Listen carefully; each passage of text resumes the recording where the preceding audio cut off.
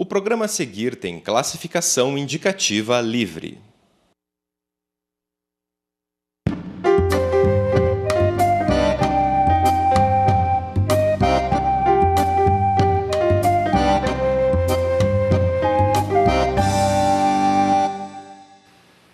Olá, estamos novamente com você no programa América Latina Viva. O programa América Latina Viva é um programa de entrevistas da Casa Latino-Americana em parceria com a TV da Universidade Federal do Paraná.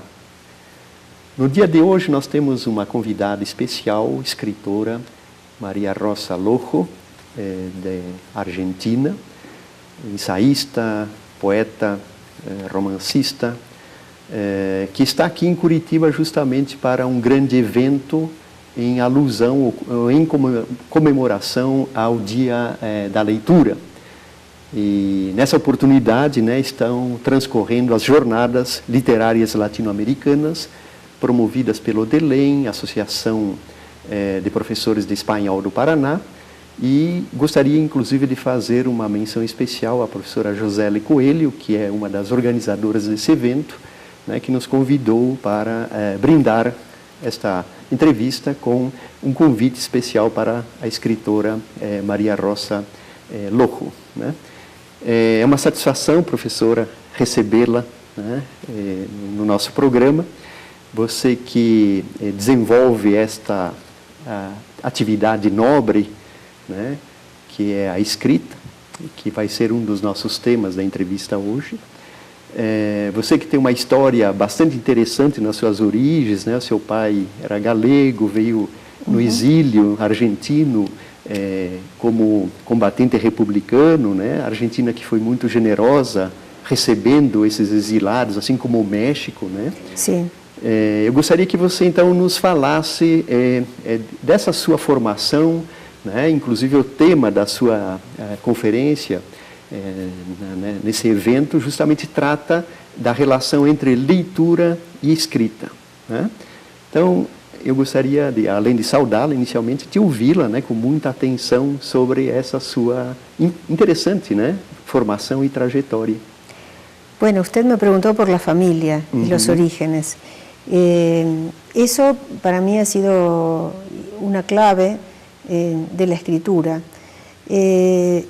Siempre sentí que el escritor o escritora, más que un pequeño dios, como lo había definido alguna vez el poeta chileno Huidobro, el vanguardista, mucho más que eso, para mí el escritor es una especie de medium, de canal a través de quien se oyen las voces de los pueblos, las voces no ya la del mismo, que es una más en el torrente, sino la voz de una comunidad, el sujeto colectivo. Y para mí eso fue tanto más importante porque debido a que yo no tenía una tradición en el suelo donde había nacido, una tradición que mis padres pudieran transmitirme porque la ignoraban, ellos me transmitieron la propia, la tradición española, en dos vertientes, que eran la castellana y la galega. Son dos culturas distintas, aunque estén dentro de un mismo Estado nacional. Bueno, rescatar esas historias de familia para mí fue muy importante porque definían mi propia persona, quién era yo sobre este mundo y de dónde había salido. Y justamente en uno de mis libros es Árbol de Familia.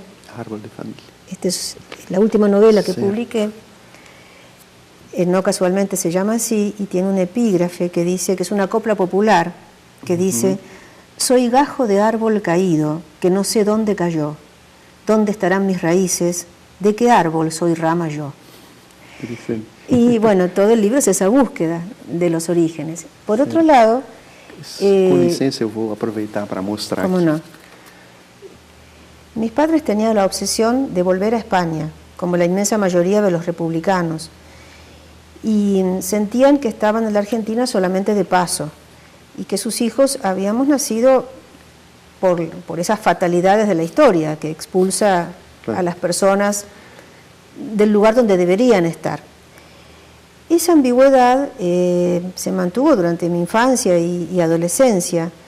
La sensación de que yo no estaba donde debía estar ni era quien debía ser. Después mis padres se enfermaron, nunca volvieron a España, se murió Franco, pero se murió mi papá también. Entonces, y yo me enamoré y me casé en Argentina con un argentino que también descendía de inmigrantes, pero que no tenía la compulsión de volver, porque ya era la tercera generación. Curiosamente él está relacionado con Brasil, porque la familia de mi marido eran colonos alemanes establecidos primero en Brasil y después emigraron en la Argentina. Es una historia que es para otro libro. Bueno, el hecho es que yo me quedé en la Argentina y empecé a buscar esas raíces argentinas que necesitaba para completar mi propia vida.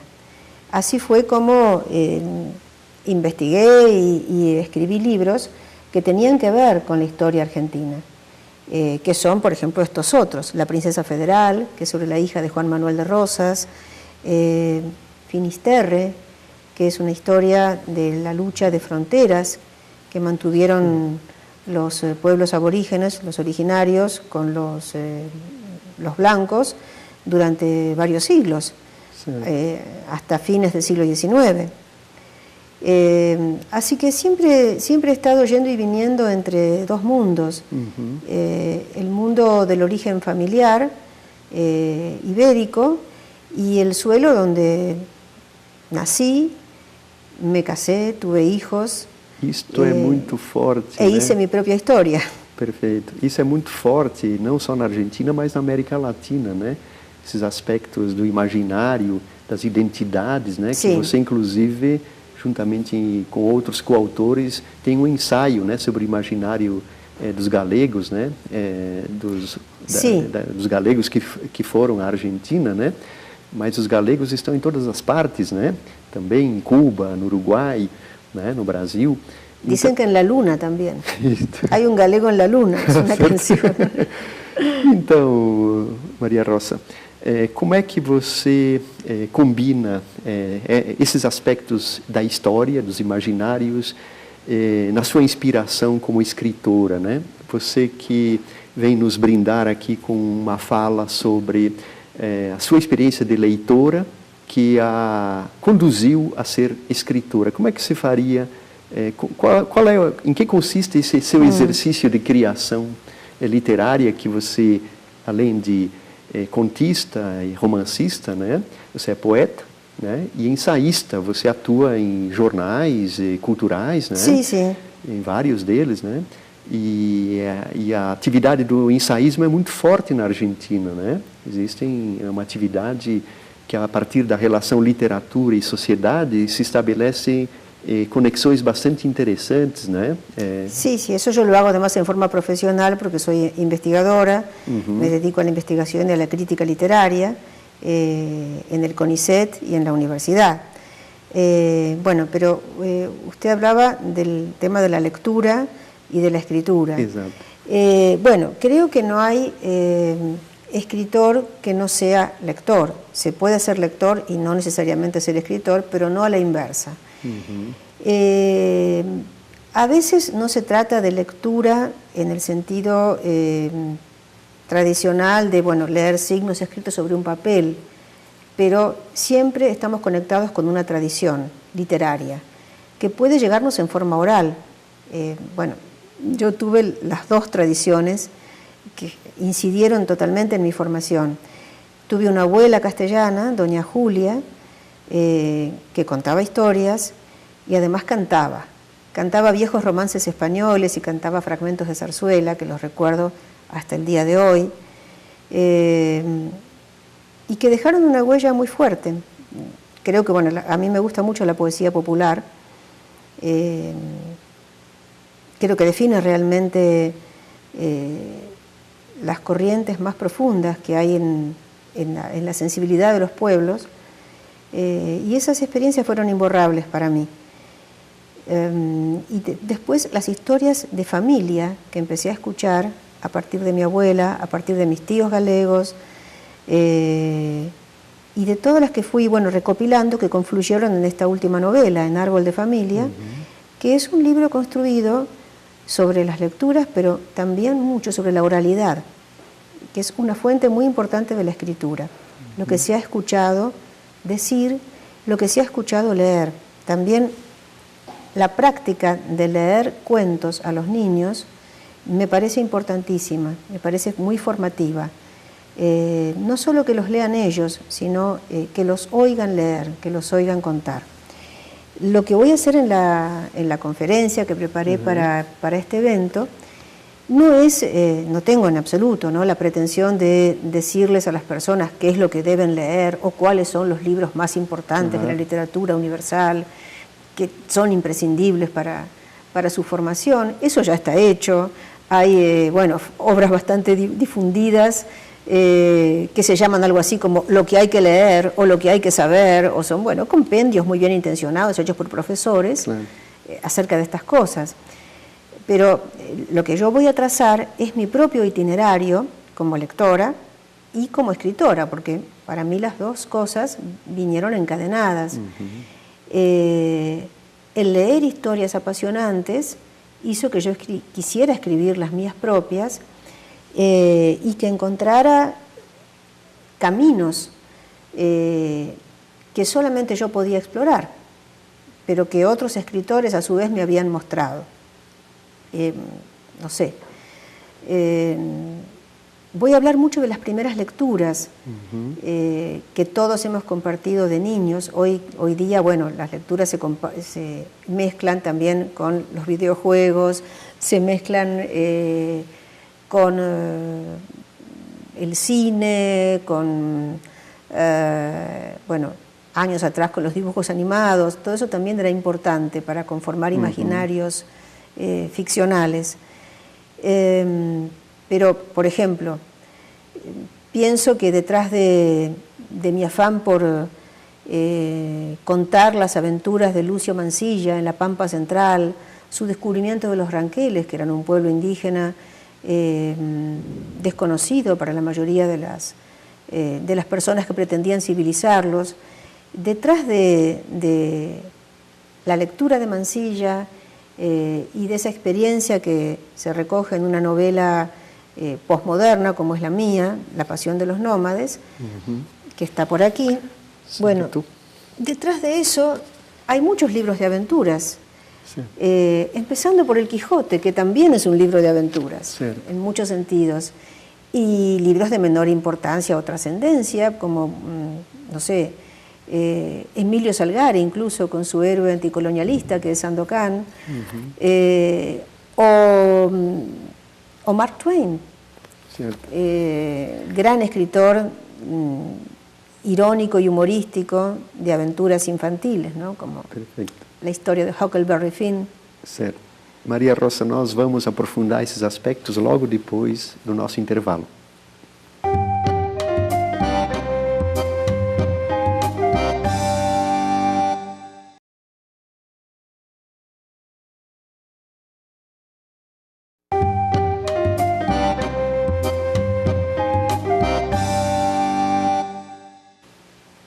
Estamos retornando com o programa América Latina Viva. No dia de hoje, nós estamos entrevistando a escritora, ensaísta e pesquisadora argentina, Maria Rosa Lojo. No primeiro bloco, a nossa convidada, a escritora Maria Rosa, nos trouxe um panorama bastante interessante da sua origem familiar, que vinha lá da Galícia, seu pai exilado na Argentina, na época logo depois da derrota dos republicanos para o franquismo na Espanha. E ela nos mostrou, inclusive, toda a sua influência familiar, cultural, dessa relação da sua origem com a sua própria produção intelectual, enfatizando aspectos importantes do imaginário da história na escritura, ou na escrita. Professora Maria Rosa, eu acho que nós poderíamos retomar as últimas questões da prática, do prazer de ler, num contexto de sociedade bastante moderna, pós-moderna, né, com as tecnologias da informação muito presentes, né? em que medida a sua experiência tem convivido com esses aspectos de uma sociedade de transição da escrita, dos códigos, do registro, da leitura? Como é que você vê essa atual geração y a su relación con los códigos da escrita y da leitura? Bueno, la generación que creo que lee en la computadora directamente es la de mi hijo menor, que tiene 20 años. Creo que él ha leído mucho más en la computadora que en papel. Mis hijos mayores, que tienen 32 y 29, todavía pertenecen a lo nuestro. Todavía leen mucho libro en papel. A la Gutenberg todavía. Sí.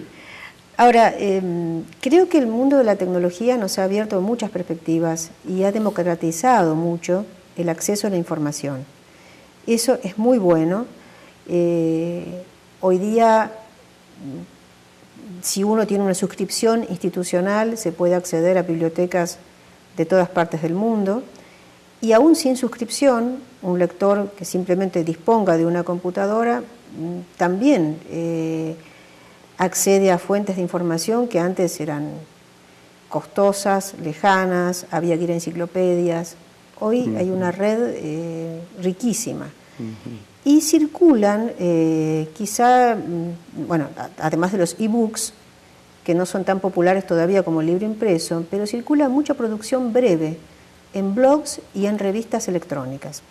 Por ejemplo, los textos, yo escribo también textos breves, poemas en prosa y microficciones, que este es el libro de los textos breves, que los veo muy a menudo, tomados y levantados, siempre con nombre de autor, eso se respeta, en blogs o en publicaciones electrónicas que los reproducen. Para la microficción me parece que es un panorama maravilloso el que ofrece la red. Cierto. Para el libro completo, creo que todavía les cuesta a los lectores leerlo como ebook. Yo lo veo por mis propios libros. En general, bueno, no solamente hay ediciones grandes, sino, como ven aquí, ediciones de bolsillo, más baratas, pero en las liquidaciones que me llegan de mis obras, la proporción de ebooks, que también están en ese formato, pero la proporción es mínima comparada con la cantidad de libros que se venden en ejemplares de papel. O sea, veo que los lectores siguen prefiriendo todavía el papel. Para leer libros ya largos, mientras que el formato electrónico avanza en la cuestión de lo que son las revistas electrónicas, incluso las académicas. Cierto. Porque la publicación de la revista en papel es muy cara y además se difunde poco. Son pequeñas tiradas, son 500 ejemplares, 1000 ejemplares, mientras que una buena revista electrónica llega a todo el mundo. Com certeza. Professora ou pesquisadora Maria Rosa. Com que me diga Maria Rosa está bem. Está bem, exato. Então, Maria Rosa, você, nos seus estudos e nas suas pesquisas também, porque você é uma ensaísta, né? Sim. Você aprofundou estudos sobre Ernesto Sábato, Sim. que é um escritor de referência mundial, né? E ele é um personagem muito interessante do ponto de vista pessoal, existencial e político e literário, principalmente. Ele foi um cientista, né? A gente sabe toda a história atribulada dele, da escolha de permanecer ser cientista ou fazer a opção pela literatura. Acho que nós ganhamos ele fazendo a opção pela literatura, né? Mas eu gostaria que você nos falasse um pouco da relação do escritor com a política no sentido amplo, da polis, do espaço público, não a política no sentido pequeno, partidário, né? E nós sabemos que ele tinha um protagonismo interessante, o Sábato, ele participou de uma comissão de direitos humanos, né, para rever a história dos desaparecidos, os crimes de lesa humanidade, né? Como é que, a partir desse seu contato com a sua obra, que reflexões você nos traz nessa relação do escritor com a sociedade e a política? Mira, hay mucho para decir en ese sentido. Creo que a Sábato su relación con la política, que fue constante y auténtica toda su vida, fue desde muy joven un escritor al que le gustó la participación política, y creo que tal vez fue el último escritor argentino popularmente conocido y oído. Hoy día, no sé en Brasil, pero en Argentina hoy día son pocos o casi ninguno los escritores a los que se los convoca para opinar en política, por ejemplo. Verdad. Generalmente son encuestadores, políticos profesionales, hasta figuras del espectáculo, las que participan en programas de televisión que se tratan estos temas. Mucho menos escritores. Los escritores escriben y opinan para otros escritores o para un público interesado en la literatura, pero no ya tanto para el público general.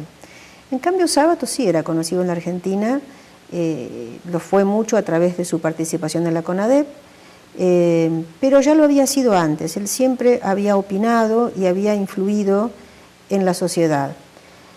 Creo que en parte eso oscureció un poco sus méritos intrínsecos como escritor.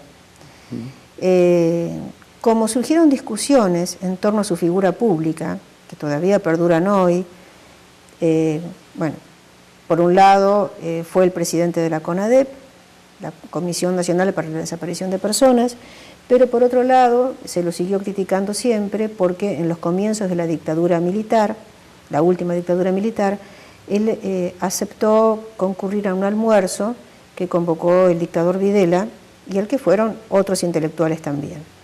Algunos les perdonaron su presencia allí, se le perdonó a Borges, pero no a Sábato. Incluso se dijo que él no había abogado por personas que se sabía que estaban detenidas y desaparecidas ya en ese momento.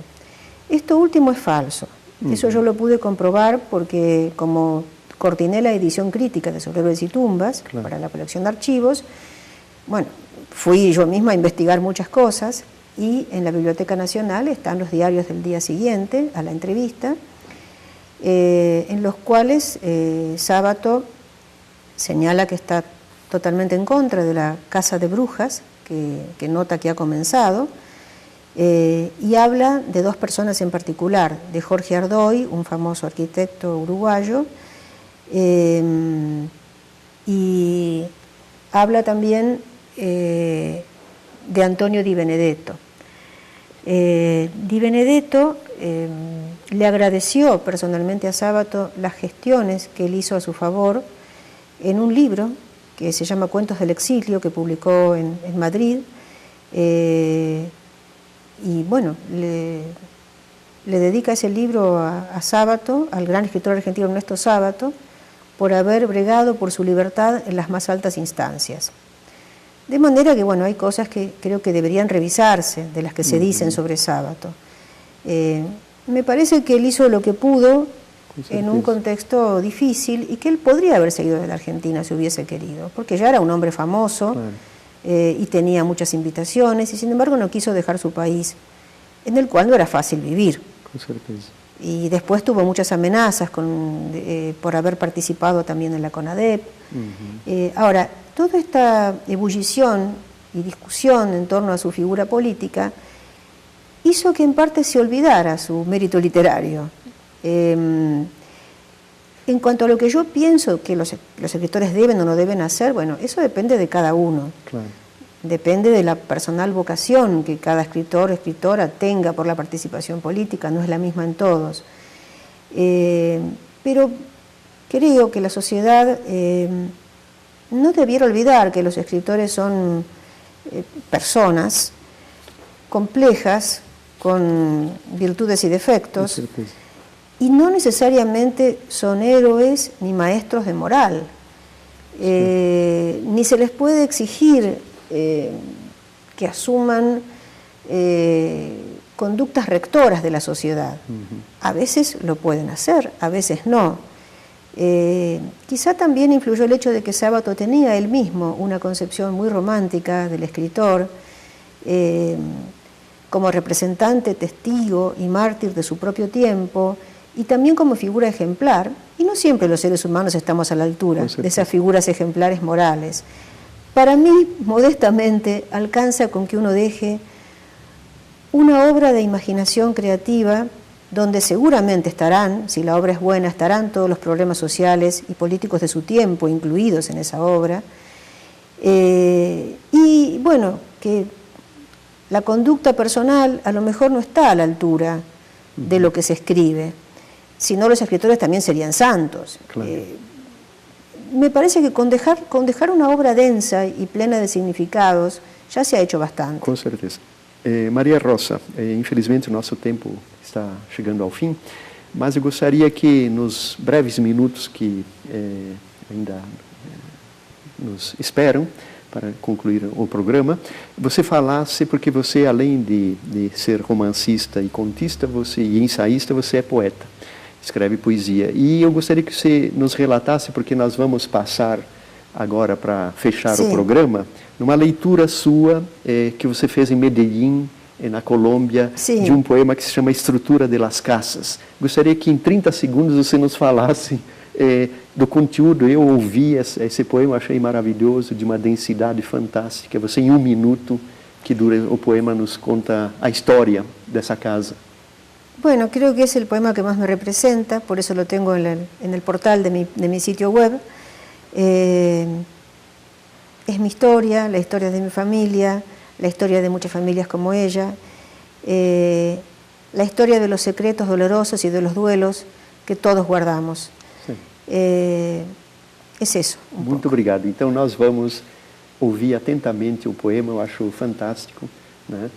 E agradeço então a sua presença, né? Sua importante presença aqui no debate da conferência sobre leitura, né?